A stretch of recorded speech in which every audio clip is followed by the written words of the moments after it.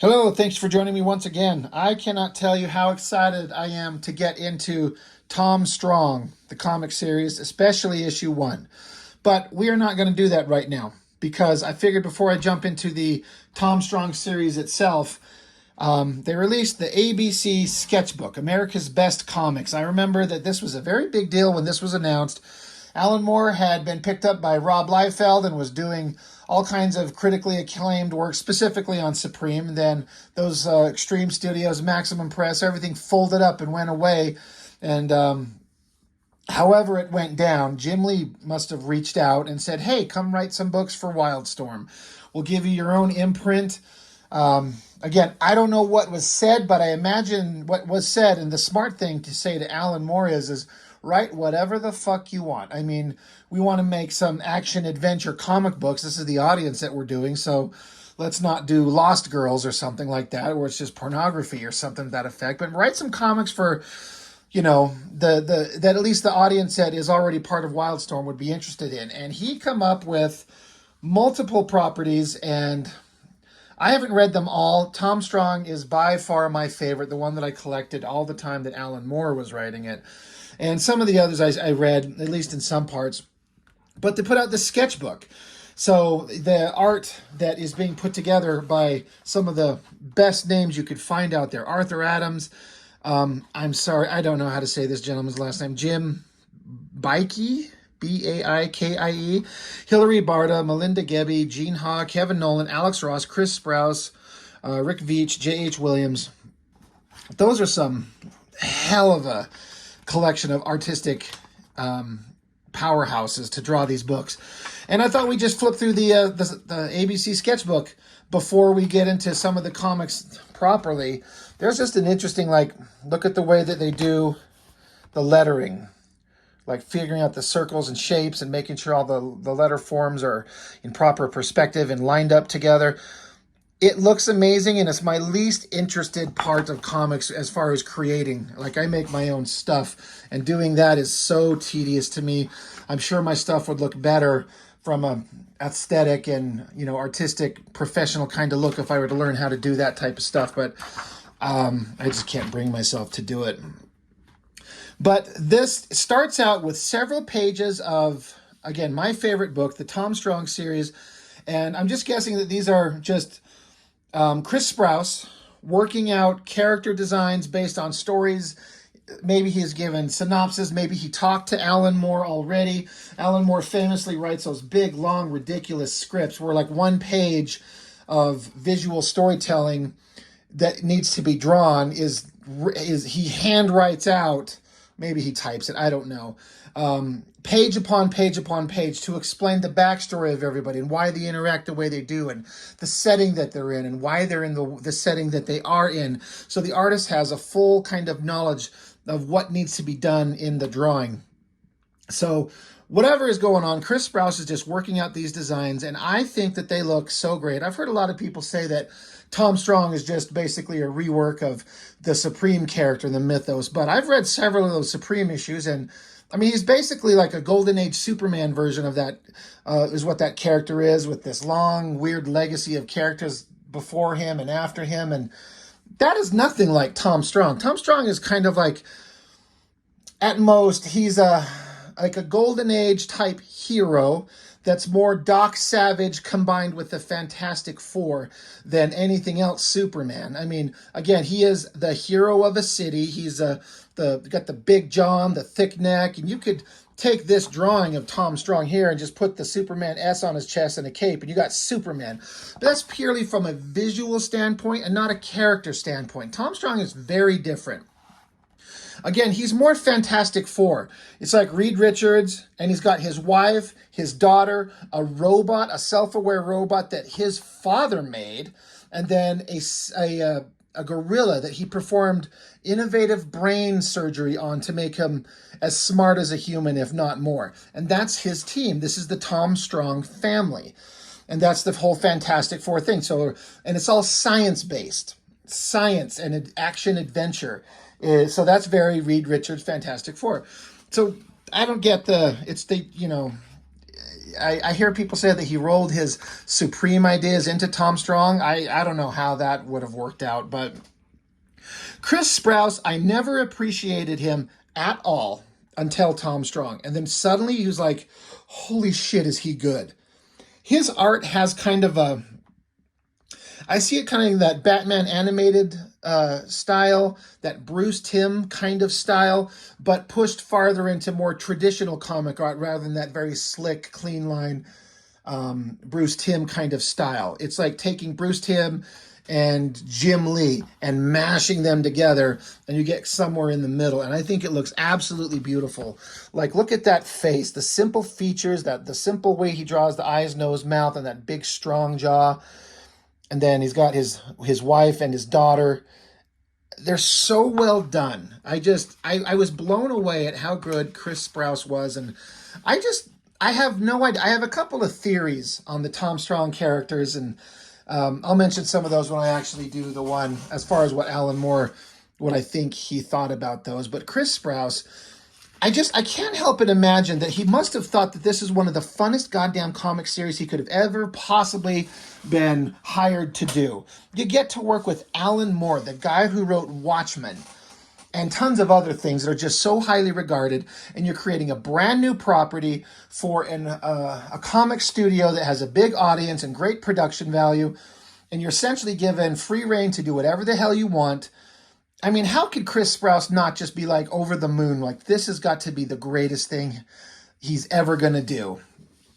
Looking at all these awesome drawings, the team all put together. You got pencils, inks, colors, more sketches as he's figuring them out. Another awesome team shot, the monkey. I'm sorry, I'm trying to remember the damn gorilla's name. It's going to drive me nuts. We got Tom, and Tesla is the daughter. His wife's name, I can't remember. It's kind of a tribal name because he ends up coming from like an island nation is where he was raised and where she was from. And then the robot Newman. I think the robot is like one of the greatest designs because it's very steampunk. Just this big robotic shape on little like tank treads down here. Look at kind of like a piston thing for like shock absorption as he walks or rolls along. And he's like a butler. He's black and white, and he's got like this little bowler cap. And then out the top of his hat is a little steam thing. He was like, his original form is like a steam engine. You have to light the boilers on this thing to get him to function back when Tom Strong's father made him. So I just think that character is just one of the greatest ever. Continuing with Chris Sprouse, there's several other characters that he didn't draw these characters, or at least some of them. But I don't know if he's working out designs. Oh, yeah, here it is. Chris Sprouse is saying, I had to do this drawing before starting issue 14 to try to get a handle on Arthur Adams' complex costume designs. I was going to say, this is something Arthur Adams drew, and he's got some work in here. And Arthur Adams' work on these books, he created some designs and looks for these characters that are incredibly complicated and so awesome looking. Chris Sprouse's ability to do vehicles and get them in perspective and make them look good and accurate, it's so great. And again, just more shots of the team. It's got such a wholesome old school comic book vibe, but also a new kind of modern comic feel. It's old and new put together. The science team, the action adventure family that lives in the city and protects the team. It's so great. More, character designs, things for upcoming issues, sci-fi suits, floating surfboards, jets with pivoting engines. Yeah, Chris Sprouse is saying here, one of the fun things about working on this series is the wild variety of strange characters and objects I've had to draw. Everything from steam-powered robots, gorillas with golf pants and British accents, zeppelins and cable cars, cowboys and giant talking rabbits, to snake deities, prehistoric slime molds, and surfboards. So, I guess I might be, in my mind, confusing this book as something that came out before the comics came out. And I think that's actually the case. I'm trying to see when this was published. 2002. I do remember there was some kind of book that was put out that was like an announcement of all these characters. So maybe this is just something they put out after the fact, because he's referring to all these things that he's drawn several issues in. But anyway, it's just always great to see his character designs, the way he works out. Like, this bad guy has to have a gun. It's the Savine stun gun. So he does a side view and a front and back, so he gets a handle on what it needs to look like. The Vulcanians, like people that live under the surface of the earth, and they're made of lava. It's super awesome. Just more great character designs all over the place. Am I skipping a page here? I guess not. And then it goes on to Hilary Barta. Now, this stuff I appreciate from an artistic perspective, but it's not something that interests me in like the long term. I like more linear narrative action adventure stories, and this is like cartooning, and it's fine, it's beautiful, it looks amazing. This ink bottle, the lettering, the whimsical kind of nature of it all, it looks great, but it's not something that I'm attracted to, and it's not something that I seek out. I cannot draw that good, and I don't have this kind of awesome sensibility that this guy does. I could never come up with this. But it's not my favorite thing, so it's one of the things where I can appreciate it a lot. That is just awesome. But it's more silly, and I like my stuff to be a little bit more serious, if that makes any sense. But great drawings all across the board. This is funny. Like, you got like a rotting zombie creature and then this like ink guy, and they're both looking at each other, recoiling, and both saying to each other, yuck, like they're both repulsed by each other. So that's fun stuff. You got Rick Veitch and this character Gray Shirt, which is kind of like a smaller chunk of some other books. I read a little bit about it, the character. I don't know enough about it to talk on it at all, but I'm sure that, it's Alan Moore written, so I'm sure it's pretty awesome. Kevin Nolan was doing some character sketches. I remember this character. I just don't know if I read much about him. I can't remember what he was for. Some like brilliant kid concept. God, they call it a JBQ, but was it Johnny B. Quick? Something like that. I've read these. I remember picking them up somewhere, but I don't remember much about them. Gene Ha, he was always doing some really crazy stuff. He did that Top 10, right? That's another book that at the time never looked interesting to me, so I sidestepped it. And then years after it came out, I was reading everyone talking about how good it was and how interesting it was and what a good series it was. And I was kind of mad that I missed it. And one of these days I need to pick it up and give it a proper read.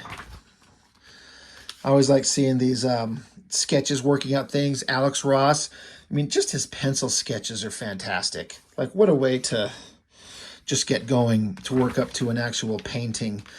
More just pencil sketches. I always thought that these were really good. The lighting on this, so great. And then him working out designs for the cover of issue 1, kind of like rough sketches and designs of which way he's going to go, which ultimately turns into this. But it's neat to see him working those out. So neat. So awesome. Promethea was another one that I ended up buying issue 1 of, and I did not get it. I did not understand what I was reading. I was looking for, again, a more straightforward, linear story of superhero action adventure, but with a twist that only Alan Moore can give. And I'm pretty sure it was probably exactly that, but it read so weird. I can't tell you what was in it. I don't remember. I just remember picking up issue 1, excited to read some kind of awesome new thing. And I just was like, I don't get this. I don't understand. And like I said, I ended up missing top 10. Here we get into Arthur Adams. He says, I was trying to make the moth women very creepy. Yeah, he did. And his hyper-detailed creatures.